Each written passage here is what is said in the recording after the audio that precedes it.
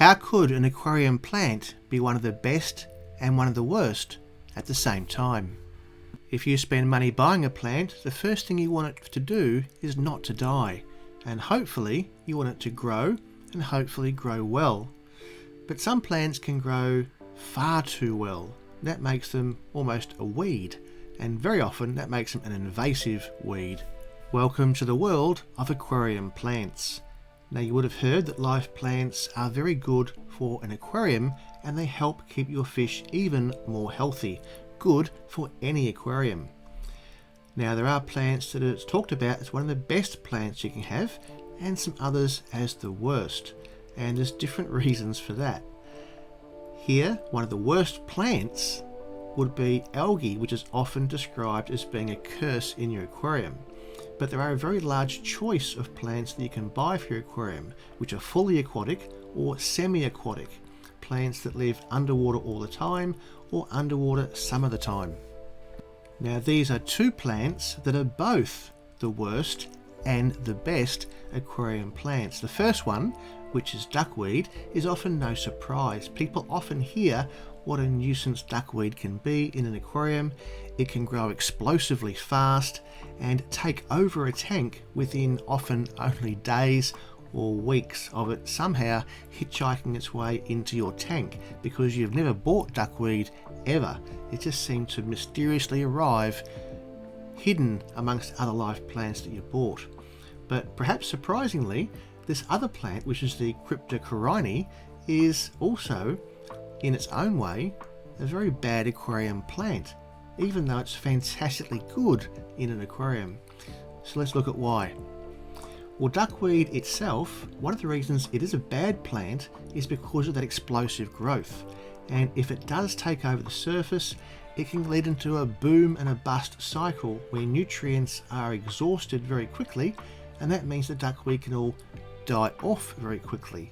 And if it dies off quickly, that can cause a big oxygen deficiency in your tank that can kill your fish.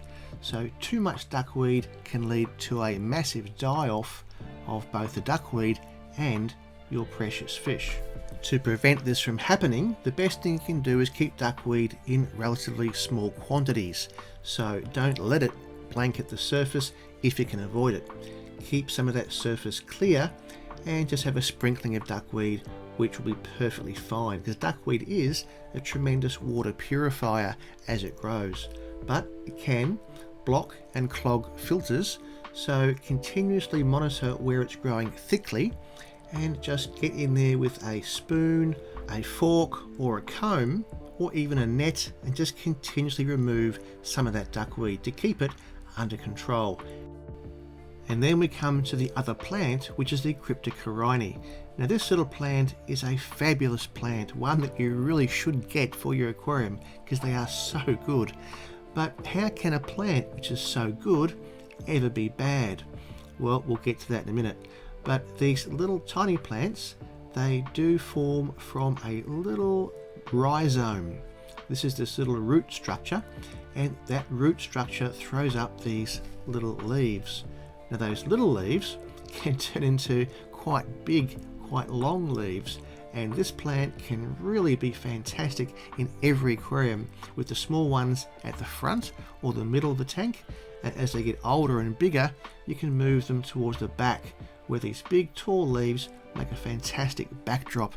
And of course, over time these plants can totally take over a tank, spreading underneath the substrate, throwing out new little runners, new little roots, new little plants, and taking over the entire tank, which is really fantastic. And all of that from this rhizome root structure. And in many ways this root structure really is the plant, because what happens and why this plant can be a very bad plant if you buy it is that sometimes you buy a plant with leaves that you take home, you put it in your aquarium, and these magnificent, well, small to medium or large Cryptocoryne plants, they've grown in certain conditions in another environment. Very often they're grown in greenhouses where they're actually only mist sprayed with water to keep them moist. They're actually grown out of water. And where these mature large adult plants come from a nursery and you go into a store and you buy them and you bring them home, you put them into your aquarium, and all those lovely leaves go soft, they go mushy, and they melt.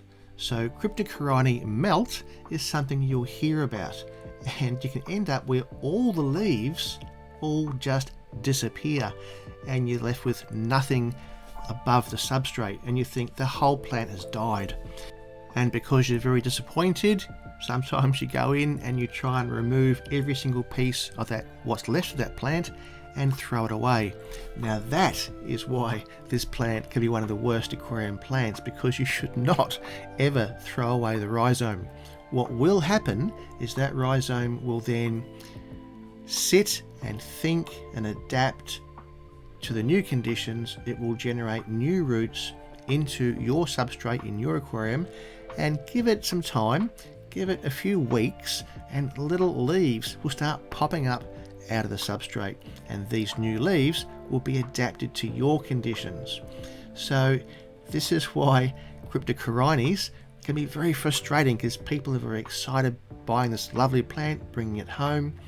Sometimes all the leaves drop off, you think the whole plant has died, and then of course people then throw away everything they can see of that plant. But no, that plant was just adjusting and adapting to your tank, and if you leave it alone, then you'll get these new leaves, and the plant will slowly and gradually begin to set up house in your tank to those conditions and be a wonderful plant that you'll have usually for many years, which is absolutely adapted to your aquarium.